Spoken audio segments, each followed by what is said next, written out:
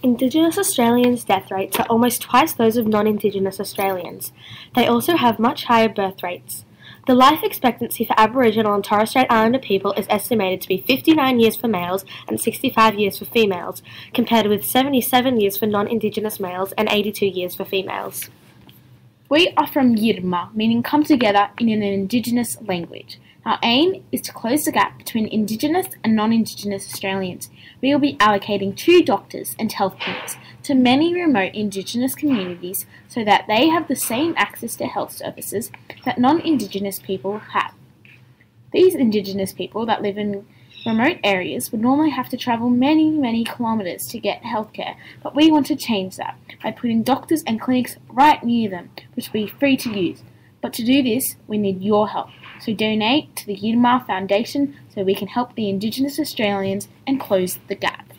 Now we will explain the process of this program. We will gather a group of doctors who are volunteers and are willing to work in a remote community for the benefit of others.